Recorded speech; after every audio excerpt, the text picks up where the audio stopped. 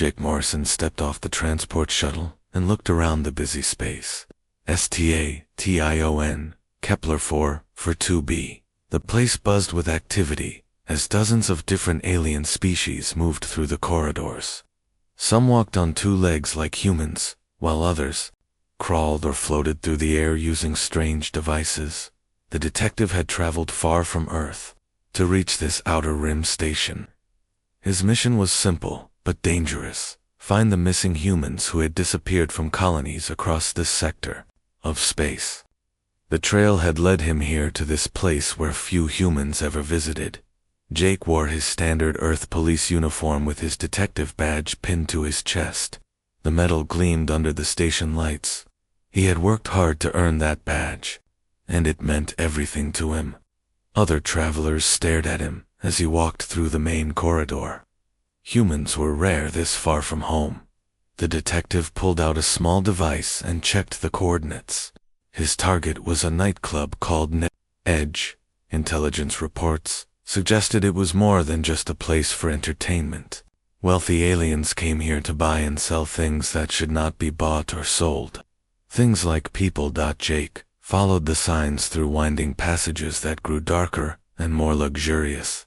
The walls changed from plain metal to polished stone, with strange symbols carved into them. The symbols looked ancient and seemed to pulse with a faint light when he looked directly at them. Music with deep bass notes echoed through the corridor as Jake approached his destination. The entrance to Nebula's Edge was guarded by the largest alien he had ever seen. The creature stood over 3 meters tall, with green scales covering her entire body. Her yellow eyes fixed on Jake as he approached. This was Zara, a member of the Vorthok species. Her people were known throughout the galaxy as excellent soldiers and guards. Sharp claws extended from her fingers, and her tail swished back and forth as she watched the human detective approach her station. Behind Zara stood another figure that caught Jake's attention immediately. The woman appeared almost human, but her ears were pointed and her silver hair seemed to shimmer with its own light. Her violet eyes held an intelligence that spoke of centuries of experience. This was Lydia, and Jake could tell she was something special. Zara stepped forward and blocked Jake's path to the club entrance. Her voice was deep and rough when she spoke in broken galactic standard. Human not welcome here. This place for important beings only. Jake remained calm and professional. He had dealt with hostile aliens before, during his years as a detective. I am Detective Jake Morrison from Earth Police Division 7. I need to ask some questions about missing persons. The reptilian bouncer looked confused for a moment. Then she began to laugh. The sound was unlike anything Jake had heard before, a mix of hissing and clicking that echoed off the walls. Other aliens in the area turned to see what was causing the commotion. Earth Police, Zara wheezed between laughs. Your tiny world authority means nothing here. This is civilized space, not your primitive planet. Lydia stepped forward with graceful movements. Her voice was musical when she spoke. What brings a human law officer so far from home? She seemed genuinely curious rather than hostile. Jake explained his mission to find the missing colonists. He kept his voice steady and professional, even as Zara continued to make mocking sounds. 17 humans have vanished from settlements in this sector. All were taken by the same group. My investigation led me here. The reptilian bouncer stopped, laughing, and focused her yellow eyes on Jake's chest. She had noticed his detective badge, and something about it seemed to interest her. What is that shiny thing? She pointed one clawed finger at the metal shield. My badge? Jake replied simply. It shows my authority as a peace officer. Zara's laughter grew louder. Peace officer, she slapped her scaled thigh. Human thinks his little metal toy gives him power in real space. Jake felt his patience wearing thin but kept his expression neutral. I just need to ask a few questions. Then I will leave peacefully. The bouncer reached out with one massive claw toward his badge. I think I take this funny human toy. Maybe sell it to collector who likes primitive artifacts. I would not recommend touching that, Jake said quietly. His voice carried a warning that made Lydia step closer to observe what would happen next. Zara laughed even harder. Human threatens me. She looked around at the other aliens who had gathered to watch. Little Earth Boy thinks he can stop Warrior. The reptilian alien reached out and grasped Jake's badge with her clawed hand. The moment her scales made contact with the metal, everything changed. Ancient symbols along the corridor walls began to glow with bright blue light. The carved markings that Jake had noticed earlier pulsed with energy that had been dormant for centuries. A deep humming sound filled the air as machinery hidden behind the walls came to life. Blast doors throughout the station began to move for the first time in over 1,000 years. The massive metal barriers slid open with grinding sounds that echoed through every level of the facility. Emergency lights activated and bathed everything in amber illumination. Zara released the badge immediately and stepped back in shock. Her yellow eyes were wide with fear as she stared at the glowing symbols surrounding them. What did human do? Her voice was no longer mocking, but filled with concern. Lydia's violet eyes were fixed on Jake with new understanding. Those are architect markings, she whispered. They have been dark for so long that most beings forgot they were even there. The station's public address system crackled to life and began broadcasting in multiple languages. Architect Protocol 77 Alpha has been activated. All unauthorized personnel report to designated areas for processing. Failure to comply will result in detention. Panic spread through the club as aliens rushed toward exits, only to find some doors sealed, while others opened to areas that had been restricted for generations.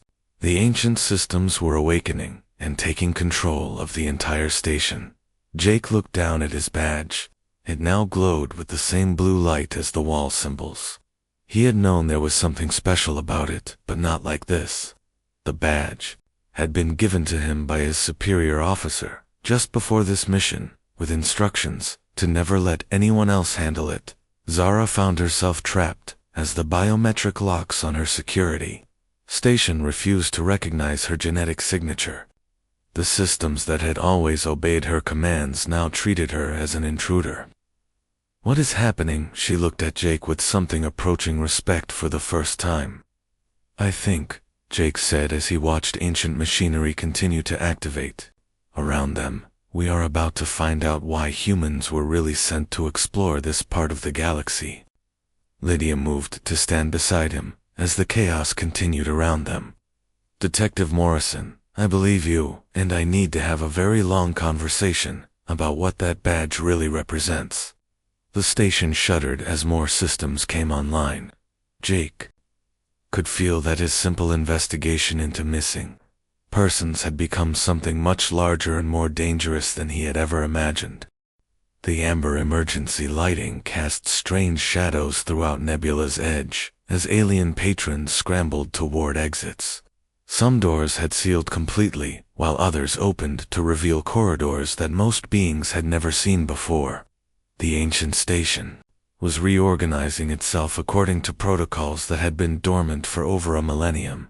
Jake stood calmly in the center of the chaos, while his badge continued to pulse with blue energy.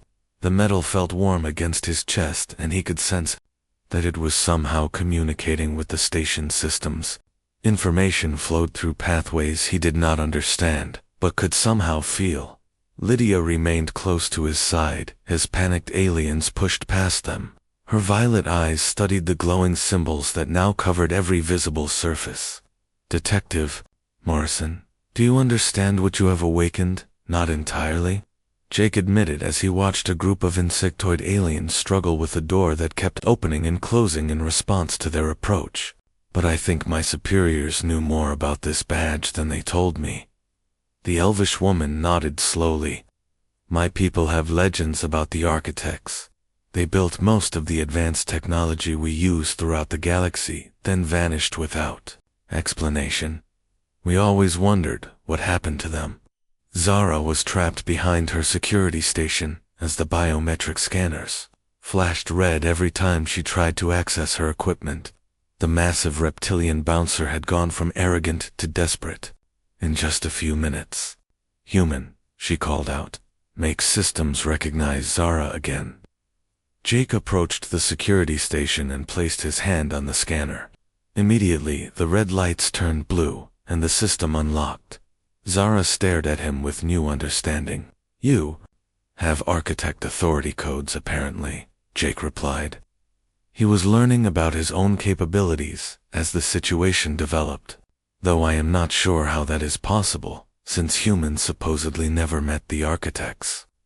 The station's announcement system activated again, with its multilingual warnings. Jake noticed that one of the languages sounded familiar, even though he had never heard it before. The words seemed to carry meaning directly into his mind, rather than through his ears. Lydia heard it too, and her expression became troubled. "That is the old tongue of my people. The language we spoke before we learned Galactic Standard.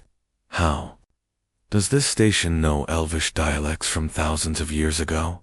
Jake felt drawn toward a particular corridor that had opened when the systems activated. The path was lined with the glowing blue symbols and seemed to lead deeper into the station. "I think we need to follow that passage. It could be dangerous," Lydia warned. "Architect technology is far beyond what most species understand. There could be traps or weapons designed to protect their secrets." "Then we go carefully," Jake said. He looked back at Zara, who was now free to move around her station. "Are you going to try to stop us?" The reptilian bouncer shook her head vigorously. "Zara, not stupid enough to fight architect systems. You want to explore old tunnels. That is your choice. Zara will watch the entrance and make sure no one follows to steal ancient treasures." Jake suspected that Zara's cooperation had more to do with fear than helpfulness, but he accepted her offer. The bouncer clearly understood that the situation had changed completely. Her mockery had been replaced by cautious respect. Lydia gathered some equipment from behind the club's main bar. She produced a small scanner and what looked like a translation device. "These might help us understand what we find down there." The two of them entered the glowing corridor, while the chaos continued. Behind them in the main club area, the passage was wider than it had appeared from the entrance, and the walls were covered with intricate carvings that told stories in pictures. Jake paused to examine some of the images. They showed various alien species working together on massive construction projects. Humans were not depicted in the early scenes, but as they moved deeper into the corridor, human figures began to appear alongside the other races. "Look at this," Lydia said, pointing to a particularly detailed carving. "This shows the final period before the architects disappeared. See how the humans are standing with the elf-like figures and holding objects that look similar to your badge." Jake studied the image carefully. The carved humans did indeed carry items that resembled his detective badge. They were positioned as if they were being given some kind of authority or responsibility. "It looks like humans were intended to inherit something from the architects." They continued down the passage as more systems activated around them. Lights came on automatically as they approached and turned off after they passed. Air circulation. Systems began working to clear centuries of stagnant atmosphere. The station was waking up completely. The corridor opened into a vast chamber filled with inactive machinery. Massive screens covered the walls and control panels extended in rows across the floor. Everything was designed for beings roughly human, though some controls could accommodate larger or smaller hands. Lydia gasped as she recognized some of the equipment. "This is a command center. The architects must have used this place to coordinate activities across multiple star systems."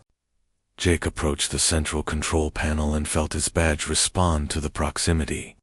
The screens began displaying information in languages he had never seen, but somehow understood. Star charts appeared, showing current positions of hundreds of space stations and colonies. "The network is much larger than anyone realized," he said as more data appeared. "There are architect facilities throughout the galaxy, all connected and waiting for someone with the right authorization to activate them." Lydia was examining another section of the chamber, when she made a disturbing discovery. "Detective, you need to see this." She was standing near a display that showed transportation logs and cargo manifests.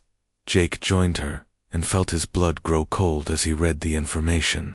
The logs showed regular shipments of various species, including humans, being moved between different stations. The cargo was labeled with codes, but the pattern was clear. This was a trafficking operation on a massive scale. Someone has been using architect transportation technology to move kidnapped people across the galaxy, Jake realized. The missing colonists are not the first victims. This has been going on for years. The implications were staggering. If criminals had gained access to even limited architect systems, they could move people instantly across vast distances without leaving any trace that normal law enforcement could follow.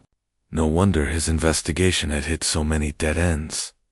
Lydia was studying the transportation logs more carefully. According to this data, there was a major shipment just 3 days ago. 67 beings of various species were transported from this station to a facility in the Vega system. Jake felt a mixture of hope and urgency. If the victims had only been moved recently, there might still be time to save them. But he would need to figure out how to use the architect systems to track and intercept the criminals. An alarm began, sounding throughout the chamber as new information appeared on the displays. Someone else was accessing the architect network from another location, and they were trying to shut down the systems that Jake had activated. "We have company," Jake said as he watched security monitors show armed figures moving through other parts of the station. "And I do not think they are happy about the systems waking up." Lydia checked her scanner and frowned. Multiple ships are approaching the station. They are not broadcasting standard identification codes. This could be the trafficking organization, responding to protect their operation. Jake realized that his simple investigation had turned into something much more complex and dangerous. He had awakened technology that could help him save the missing humans, but he had also alerted the criminals to his presence. The real battle was about to begin. Jake watched the security monitors as armed figures moved through the station corridors. The architect systems were tracking their movements and providing him with detailed information about each intruder. Most were alien species he recognized from criminal databases, but some of the readings showed human life signs. "The trafficking ring has humans working for them," he told Lydia as more data appeared on the screens. "That explains how they gained access to architect technology in the first place." Lydia was operating a translation device near one of the control panels. Ancient text was appearing on nearby displays, and she was working to decode the meaning. "The systems are trying to tell us something important. There are warnings about unauthorized use of the transportation network." Jake felt his badge grow warmer as he focused on the security feeds. Suddenly, he could access camera views from throughout the station. The walls themselves had become his allies, providing surveillance coverage that the criminals could not avoid or disable.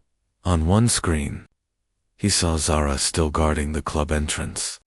The reptilian bouncer was using her security station to monitor the approaching threats and seemed to be genuinely trying to help rather than hinder their investigation. Her earlier hostility had been replaced by nervous cooperation. "Detective Morrison," came Zara's voice through the communication system. "Armed humans and Keth warriors are approaching your location. They move like military units, not random criminals." Jake studied the tactical display that had appeared on his screen. The intruders were indeed moving with professional coordination. This was not a simple criminal gang but a well-organized operation with significant resources and training. Lydia made a breakthrough with her translation work. "I have found references to something called the Inheritance Protocol. It seems the architects designed their systems to recognize specific genetic markers that would identify their chosen successors, and humans carry those markers," Jake realized. The pieces were starting to fit together. "That is why my badge works with their technology. We are not just random inheritors, we were selected." The command center began reconfiguring itself as Jake's understanding grew. New control panels rose from the floor while others sank out of sight. The chamber was adapting to his needs and capabilities, providing tools he did not even know he required. On the monitors, Jake could see the criminal forces had split into multiple groups. One team was heading toward the command center, while others moved to secure key locations throughout the station. They clearly knew more about the layout than most visitors would. Someone has been here before, Jake observed. They know exactly where they are going. Lydia pointed to a new display that showed historical access logs. According to this data, there have been unauthorized entries into restricted areas over the past 2 years. Someone has been studying the architect's systems and learning how to exploit them. Jake accessed the station's security protocols and began sealing passages to slow down the intruders. Blast doors responded to his commands, while automated defenses came online for the first time in centuries. The criminals found their planned routes blocked and had to improvise new approaches. Through the communication system, Jake heard familiar voices speaking English. The human members of the criminal organization were coordinating their assault, and their accents suggested they were from Earth colonies rather than the home planet itself. "Nova, the systems are fighting us," one voice reported. "Someone else has triggered the architect protocols and locked us out of our usual access points." "Then we do this the hard way," came the reply. Jake recognized the voice as belonging to a woman with military training. "Use the charges to blow through the blocked passages. We cannot let them discover the full scope of our operation." Jake realized he was facing someone named Nova, who had been using stolen architect technology for criminal purposes. She clearly understood the systems well enough to know that his activation of the protocols threatened her entire organization. Lydia was working with additional translation devices and had made another important discovery. "Detective, the transportation logs show that this station is just one hub in a much larger network. There are dozens of other facilities being used to move kidnapped people across the galaxy." Jake studied the network map that appeared on the central display. Lines of light connected stations throughout known space, with some extending into regions that had never been fully explored. The trafficking operation was using architect infrastructure to create a transportation system that no government could monitor or intercept. "We need to find the victims before Nova can move them again," Jake said. He began accessing the network controls to locate recent shipments. The systems responded to his commands, but he could tell that someone else was fighting for control from remote locations. Warning signals began flashing as explosions echoed through the station. Nova's forces were using explosive charges to break through the sealed passages.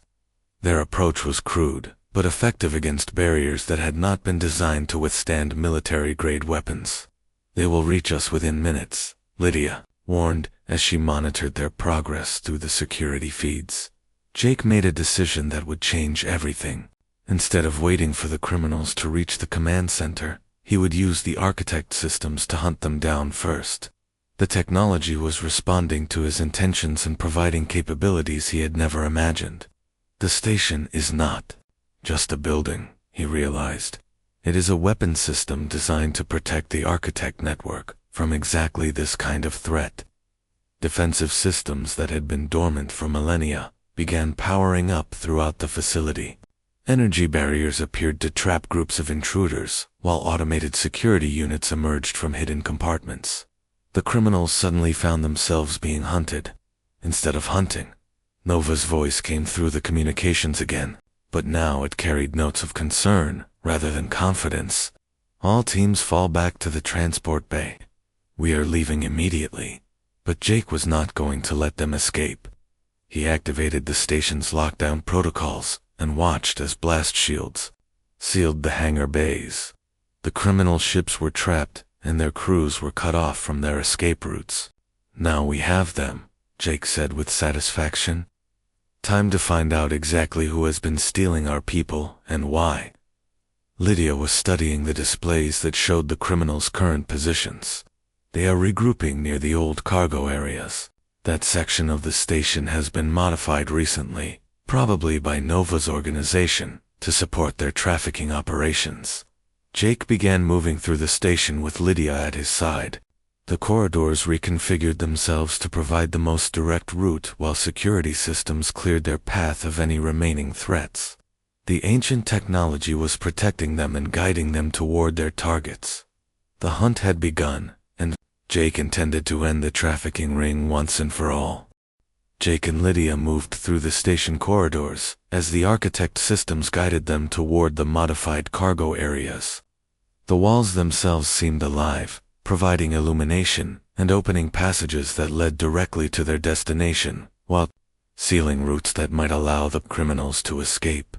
The detective felt a strange connection to the ancient technology around him. Information flowed through his consciousness in ways he did not fully understand, but could somehow interpret. The station was sharing its knowledge with him, revealing secrets that had been hidden for over 1,000 years. "The systems are showing me things," Jake told Lydia, as they walked through a corridor lined with glowing symbols. "I can see the network connections to other stations, and the modifications that Nova's people have made to support their operations." Lydia was studying her scanner readings with growing amazement. "The energy signatures down here are unlike anything I have ever detected.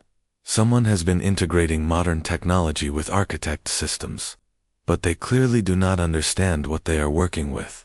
They reached a junction where the corridor split into multiple paths.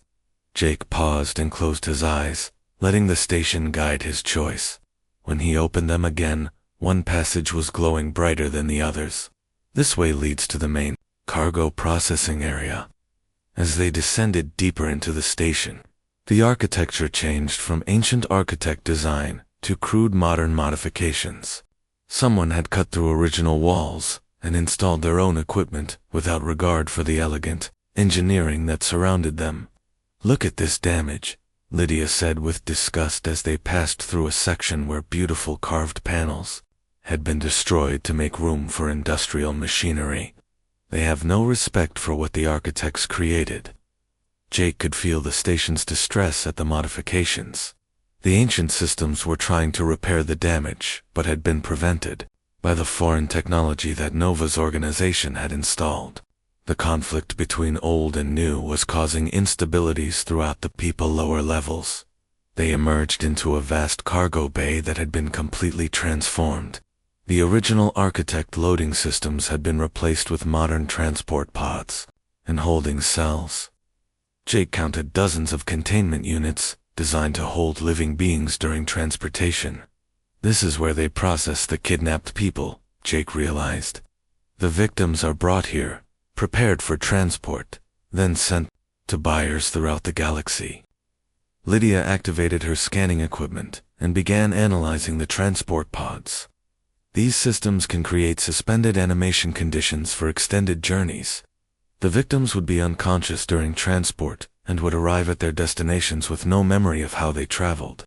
Jake approached one of the active holding cells and felt his badge respond to proximity sensors. The containment unit opened to reveal a human woman in her 30s. She was unconscious but appeared unharmed. According to the display panel, she had been in suspended animation for only a few hours. "Kate Sullivan," Jake read from the identification tag. "She disappeared from the mining colony on Kepler 186F 3 months ago." He checked her vital signs and found them stable. "She is the engineer whose disappearance started my investigation." Lydia was examining other holding cells throughout the cargo bay. "Detective, there are over 100 people here. Humans, elves, and several other species. This is much larger than either of us realized." Jake began activating the architect systems to wake the victims safely. The ancient technology was far more sophisticated than the crude modern equipment, and could reverse the suspended animation process without harmful side effects. One by one, the kidnapped people began to regain consciousness. Kate Sullivan was among the first to wake up. She looked around in confusion until her eyes focused on Jake's police uniform. "Are you here to rescue us?" Her voice was weak, but hopeful. "Yes," Jake assured her. You are safe now. We are going to get everyone out of here. As more victims woke up, Jake learned the scope of Nova's operation. People had been taken from colonies throughout human space and beyond. The criminals had been selective, targeting individuals with specific skills or genetic traits that made them valuable to alien buyers. They took scientists, engineers, artists, Kate explained as she helped other humans regain their strength. Nova said we were being sold to collectors who wanted to study human creativity and problem-solving abilities. Lydia was working with the architect systems to map the complete transportation network. Her translation devices were revealing the true scale of the criminal operation. Jake, this network extends to over 40 different star systems. There are thousands of victims being held at various facilities. Jake studied the network display and felt overwhelming anger at what Nova had accomplished. The criminals had perverted architect technology that was meant to benefit all species and used it to enslave innocent people for profit. We can use the same network to free everyone, he realized. The architect systems can coordinate simultaneous raids on all the facilities at once. But as Jake began implementing the rescue plan, alarms started sounding throughout the cargo bay.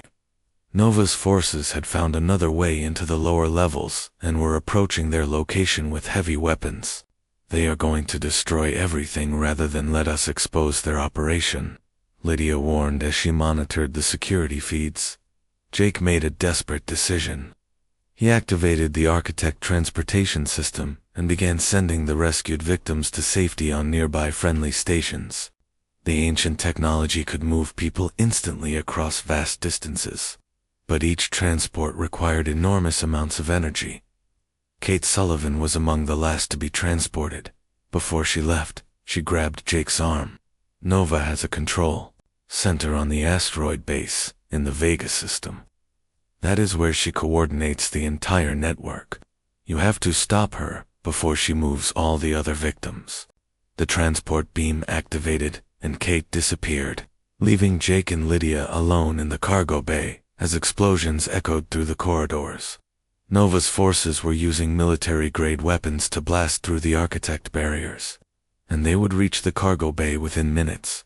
We need to get to that asteroid base, Jake told Lydia as he accessed the long-range transportation controls.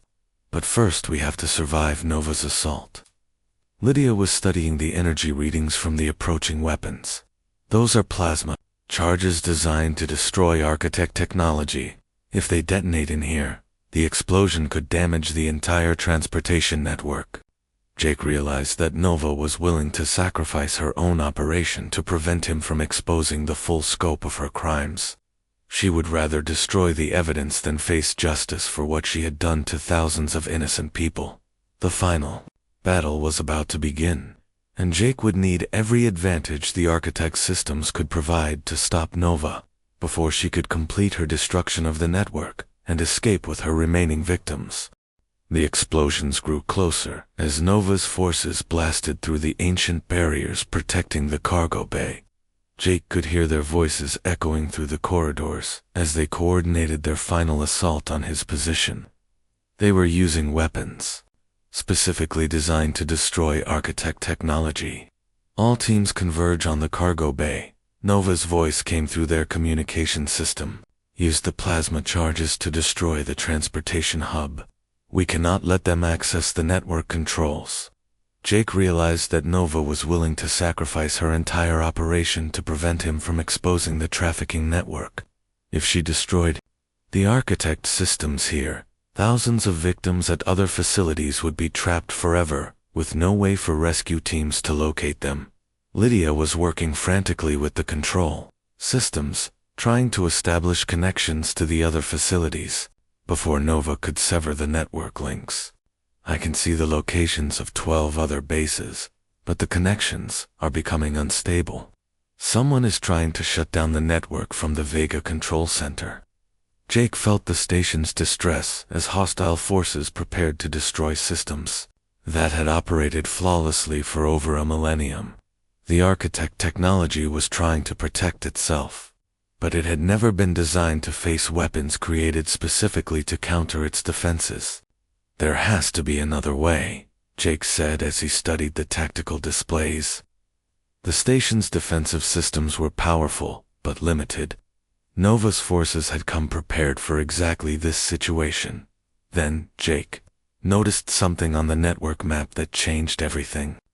The transportation system was not just connected to other stations, it was linked to massive energy sources throughout the galaxy. The architects had built their network to draw power from stellar phenomena and cosmic events. The system can do more than just transport people, Jake realized. It is connected to power sources that could destroy entire fleets. Lydia looked at the energy readings with growing alarm. "Detective, those are weapon systems. The architects built their network with defensive capabilities that could eliminate threats to the entire galaxy."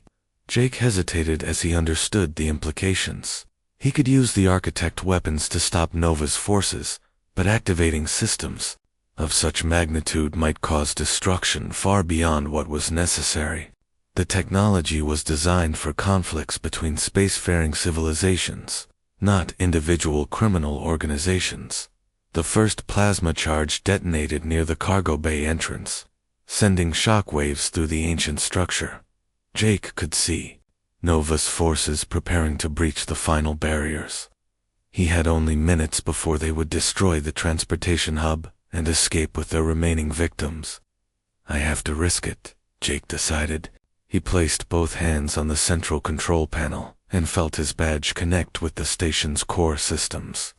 Information flooded through his consciousness as the architect. Technology responded to his desperate need. But before he could activate the weapon systems, Lydia grabbed his arm. "Wait," she said urgently. "Let me help you. Elven neural patterns are compatible with architect technology. Together we might be able to control systems that would destroy either of us alone." Jake looked into her violet eyes and saw determination. That matched his own. "It could kill us both. Then we die trying to save thousands of innocent people," Lydia replied. She placed her hands beside his on the control panel. The moment their combined neural patterns connected with the architect systems, Jake felt a transformation unlike anything he had ever experienced. The technology recognized their partnership as something it had been designed to work with, human innovation guided by elven wisdom, instead of activating the massive weapon systems. Jake found himself able to access more subtle, but equally powerful capabilities. The station began reconfiguring itself on a fundamental level, turning Nova's own modifications against her forces. The plasma charges that Nova's teams were carrying suddenly became unstable as the architect's systems altered their molecular structure. The weapons that were meant to destroy ancient technology, instead, began to malfunction in ways that trapped their users. Behind energy barriers. "What is happening?" Nova's voice carried notes of panic as her carefully planned assault collapsed. "All teams report status immediately," but her teams could not respond because the station had isolated them in separate sections where their weapons no longer functioned. Jake and Lydia, working together through the architect systems, had turned the entire facility into a trap for the criminals. Jake then activated the long-range transportation system and began connecting to Nova's asteroid base in the Vegas system. The criminal leader had not expected him to be able to access her private facility, but the architect network extended everywhere her organization had established operations. "Nova Pierce," Jake's voice echoed through speakers on the asteroid base. "You are under arrest for kidnapping, human trafficking, and violations of interspecies law." Nova's image appeared on the cargo bay displays as she responded from her control center. She was a middle-aged human woman with the bearing of a former military officer. Her eyes showed intelligence corrupted by greed and complete disregard for the suffering she had caused. "You have no authority here, Detective Morrison," Nova replied. "This facility is outside any government jurisdiction, but it is not outside architect jurisdiction," Jake said calmly, "and I represent their authority now." Jake began activating security protocols throughout Nova's base. The criminal leader found herself trapped in her own control center as architect. Systems that she had never fully understood turned against her. Her weapons would not function, and her escape routes were sealed. Impossible, Nova said, as her displays showed Jake's face. Humans cannot access full architect authority. The genetic markers were lost when Earth was isolated from the galaxy. Apparently not all of them, Jake replied. Through the network connection, he began freeing the victims held at Nova's facility and transporting them to safety stations throughout the galaxy. Lydia was coordinating with authorities on dozens of worlds as the rescued people appeared at police stations and hospitals. The scale of the rescue operation was unprecedented, but the architect technology made it possible to save everyone simultaneously. Nova made one final desperate attempt to escape by activating a self-destruct system on her asteroid base. But Jake was ready for her. The architect systems had been monitoring her every move and had already disabled the explosives. "It is over, Nova," Jake said, as security forces materialized around her using architect transportation technology. "Every victim has been freed, and every member of your organization has been captured." In the aftermath, Jake found himself appointed as the first human architect authority liaison. The badge that had started everything now served as his credentials for managing the awakening ancient technology throughout the galaxy. Lydia became his partner in this new role, her elven knowledge proving essential for understanding systems that had waited centuries for their chosen inheritors to claim them. Together they worked to ensure that architect technology would be used to benefit all species, rather than exploit them. The trafficking network was dismantled completely, but Jake knew it was only the beginning. As more architect facilities awakened throughout the galaxy, humanity would face new responsibilities and challenges as inheritors of the greatest technological legacy in galactic history. The badge that had once seemed like simple police identification now glowed with steady blue light, marking Jake as one of the first humans to claim their true place among the stars. And across human space, similar badges began to activate in the hands of other officers, showing that humanity's real journey as heirs to the galaxy was just beginning.